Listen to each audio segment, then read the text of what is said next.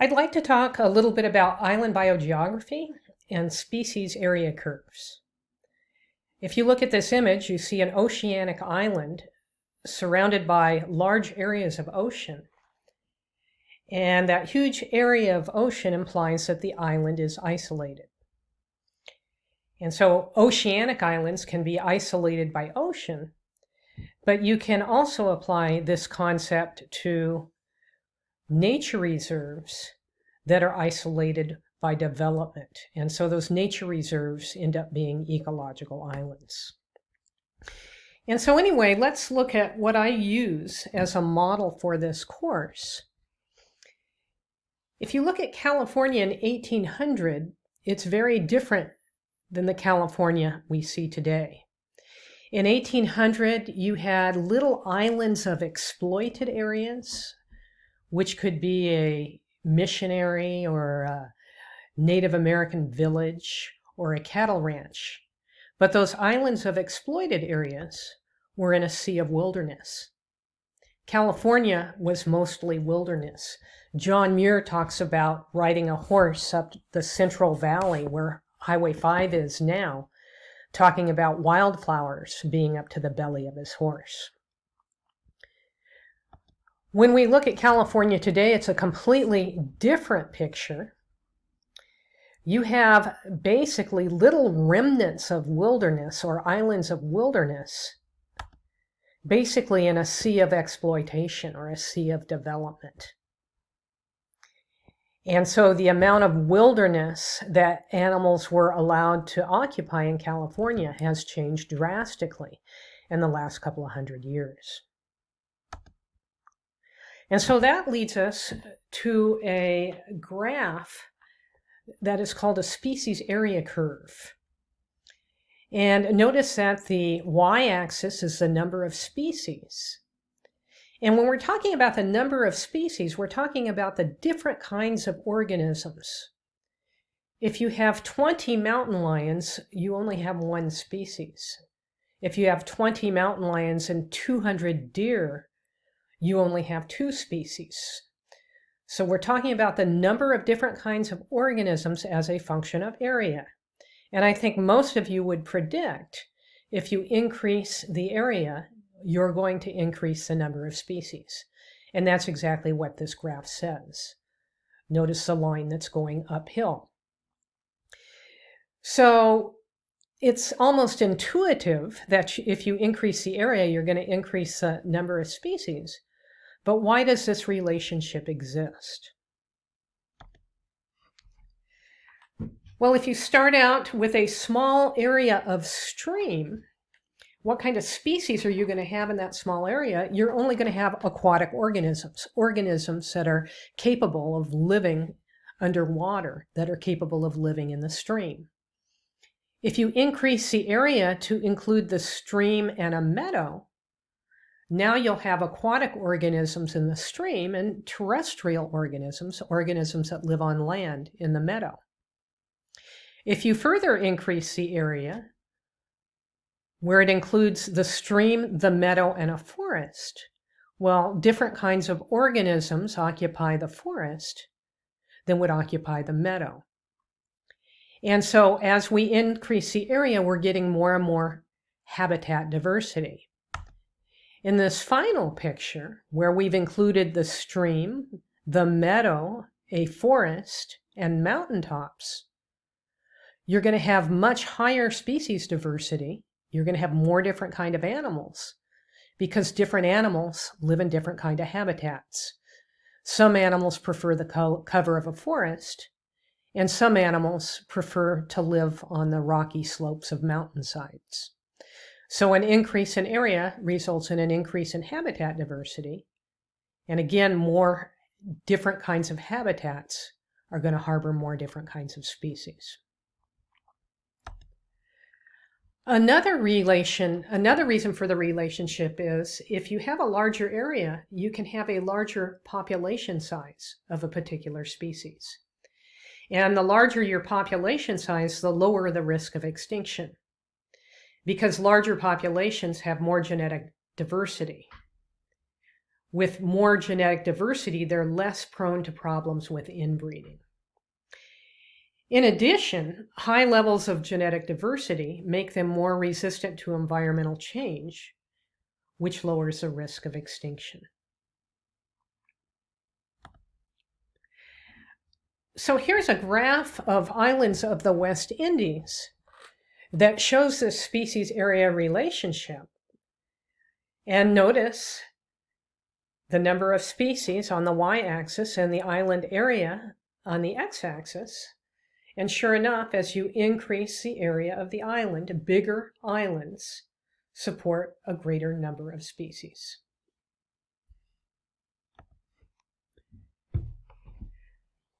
Well, we were talking about oceanic islands, but in this class, we'll talk a lot about ecological islands or habitat islands. And the definition of an ecological island is any area surrounded by a hostile environment.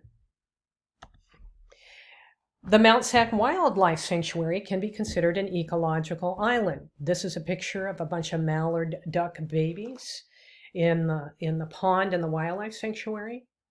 But this wildlife sanctuary, even though it harbors species, it's surrounded by Temple and Grand Avenue, and it's surrounded by student parking lots.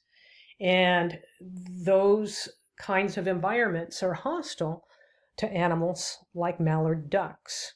If they get out of the sanctuary, they're likely to be hit by cars crossing the road. When I was in India, I went to tiger reserves to photograph tigers. India has a huge population density, and those tiger reserves are truly ecological islands. This is a picture of the road we were on right at the edge of the tiger reserve, and on the other side of the fence is a buffer area between the village and the reserve. And the villagers can graze their cattle in that area, and they can also harvest wood in that area. Okay. And so even though there's a buffer zone, you have impacts right up to the edge of that ecological island. This is a picture where I had a GPS in my camera, and so I'm inside the tiger reserve where the little orange dot is. But if you look at a Google Earth picture, you can easily see the inside of the tiger reserve compared to the outside of the tiger reserve. So here I am where this orange dot is. Here's the buffer area outside the reserve. And then here you can see where the farmers have their wheat fields and things like that. And so this reserve has been made an ecological island because we have development right up to the border of the reserve. The other thing I want to do is give you a few definitions that are on the pages of the module, and one of that is a definition of an endemic species. A species that is an endemic is a species found in one location and nowhere else. If you notice on this picture, California and Texas have a huge number of endemic species. So California has species that are found nowhere else in the world. The only place you can find those species is in California. And then the Hawaiian Islands are also associated with a lot of endemic species. In fact, islands in general are associated with high degrees of endemism. One of the species that are endemic to Hawaii are Hawaiian honeycreepers. There's quite a variety of Hawaiian honeycreepers on the islands of Hawaii, but the only place in the world you can see these birds are on the Hawaiian Islands. They exist in Hawaii and nowhere else. Another definition that I would like you to know is the term extirpation. Okay. You know what extinction is. Extinction is when a species is gone forever. The dinosaurs are extinct. But an extirpation is a local extinction. Grizzly bears used to live in California. But today there are no grizzly bears in California. They were hunted to extinction. And so the grizzly bear has been extirpated from California. I find it somewhat ironic that the animal that is on the California state flag has been driven to extinction in the state. And also notice on the map the distribution of grizzly bears. Grizzlies inhabited the coast. They existed where Los Angeles is today. They existed where San Francisco is today. They were widely distributed throughout the state, but they have been extirpated from California. They are now extinct. They no longer exist in California, even though they still exist in Montana and Wyoming and Canada and Alaska. And so a question I ask my students is, if you look at these pictures of elephant seals off the coast of San Simeon, historically elephant seals didn't breed on the California coast. Today they do. Well, what's the difference between today and in the past? Well, in the past we had grizzly bears, and to a grizzly bear, this would be a big fat sausage lying on the beach. And so grizzly bears restricted the elephant seals to breeding on the islands off of California. They did not breed on our local beaches like they do today. Looking at these species area relationships, there's a guy named Thomas Lovejoy associated with the Smithsonian who did a project called the Minimum Critical Size of Ecosystems Project. And you're going to be reading an article about this later in the course. And he looked at the extinction rates in islands of tropical forest, where an area around the forest was cut and converted to cattle pasture. And he actually worked with the cattle ranchers when laws in Brazil changed, which required the ranchers to keep half of their land forested. They could only cut the trees on half of their land. And so he looked at extinction rates related to island size. And on the right, you can see a relatively small island. And on the left, you can see a larger island. And the ranges in island size in his study, they ranged from 1 hectare, which is 2.47 acres, to 10,000 hectares. And he found some surprising things in the study. Using the species area curve, he found that extinction rates were higher on small islands than was predicted by the species area curve. And this related to edge effects, because the edges of the small islands had more edge than a large island, and the edge of the small islands were impacted by wind and tree fall and drawing, because the middle of a tropical forest basically creates a lot of its own humidity from the water that the trees of the forest release by transpiration. And so the edges of these small islands were really dry, and the effective size of the island was smaller than the actual size of the island. Another guy that did a study for his PhD thesis looked at large mammal species and extinction rates in American national parks. And so he looked at the difference in extinction rates on small parks and large parks. He used large mammal species because he could go back and get data from the time of Lewis and Clark, and since then when explorers were first going through the West. If we look at a small park like Bryce National Park in Utah, which is a very small park, it's only 144 square kilometers, Bryce has lost 36% of its original large mammal species.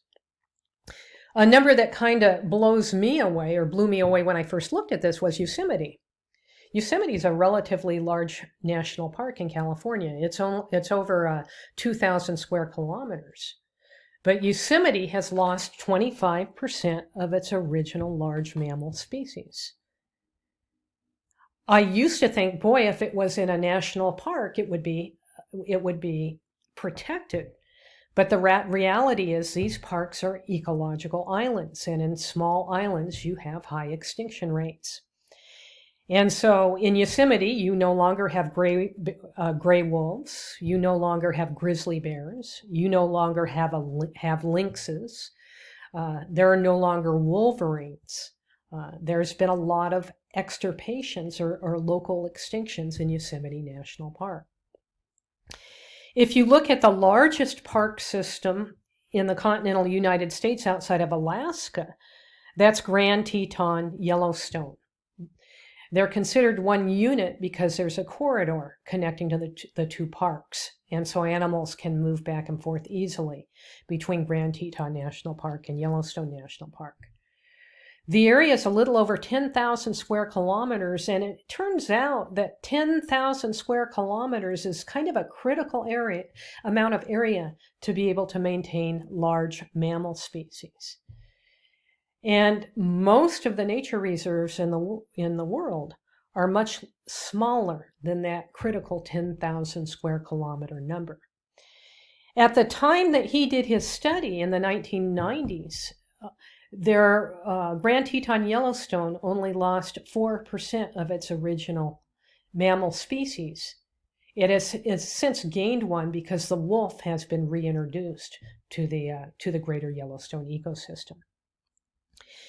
In Canada, there is a huge interconnected park system that includes Kootenay, Banff, Jasper, and Yoho, twice as big as Grand Teton Yellowstone at over 20,000 square kilometers, and no extinctions. They have grizzly bears, they have wolves, they have lynxes, they have wolverines. And so the area was big enough to be able to maintain all the original mammal species. Here's a graph that shows some data from William Newmark's study. And so we can see the extinction rate on the y-axis and the park area on the x-axis. And notice as the area increases, the extinction rate decreases, which you would also expect.